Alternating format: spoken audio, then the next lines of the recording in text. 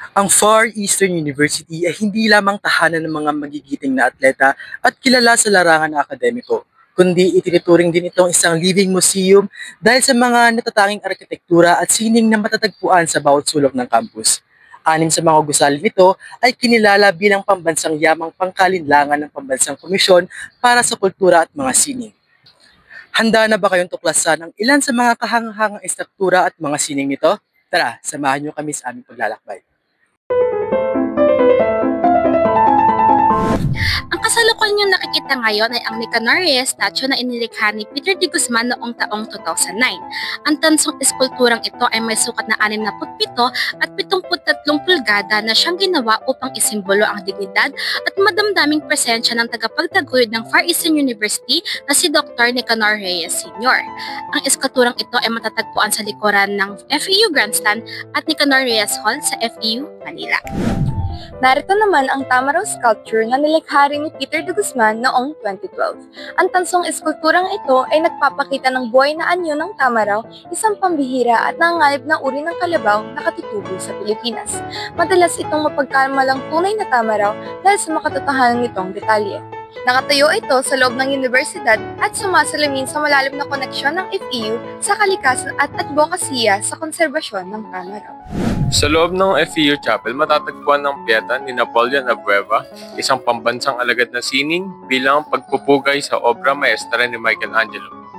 Nilikha ni Abueva ang kanyang sariling bersyon ng piyeta na may mga katangiang Pilipino. Ang eskulturang ito ay nagpapakita ng kanyang husay sa paglalarawan ng damdamin at anyo sa pamagitan ng tanso. At alam niyo ba, isa pang mahalagang likhang sining sa campus ay ang mural na Our Malayan Heritage ni Simon Saulog. Ipinapakita nito ang mayamang kultura at kasaysayan ng ating mga ninuno bago dumating ang mga Kastila. Sa pamamagitan ng kanyang likhang sining, na ibabalik ni Saulog ang ating pag-unawa at pagpapahalaga sa ating Malayan na pamana. Sa sentro ng campus, matatagpuan ng Dr. Nicanor Reyes Memorial Quadrangle. Isang tansong eskultura na nilikha ni pambansang alagad ng sining, Vicente Manansala. Ang likhang sining na ito ay binubuo ng 4 na plataforma. Bawat isa ay sumasagisag sa iba't ibang halaga at prinsipyo na itinataguyod ng universidad. Ang unang plataforma ay kumakatawan sa edukasyon, buhay, malayang pagpapahayag at kalayaan mula sa gutom. Ang ikalawa ay nagtatampok ng Kodigo ni Calantiao na sumisimbolo sa tapang, karunungan at katarungan. Ang ikatlo ay nagpapakita ng mga institusyon ng FEU at ang ikaapat ay sumasagisag sa 3 pangunahing isla ng Pilipinas, ang 10 utos at ang selyo ng universidad. Sa paglipas ng panahon, ang orihinal na gintong kulay ng eskultura ay nagkaroon ng berteng patina dahil sa komposisyon nitong tanso, na ngayon ay kahawig ng mga kulay ng bandila ng FEU.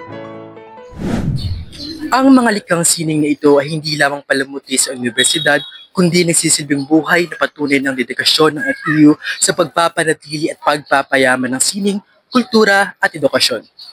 Sa bawat pagdaan natin sa mga eskultura at mural na ito, naaalala natin ang mga mahalagang itinaguyod ng pamantasan at ang mayamang kasaysayan ng pinagmulan nito.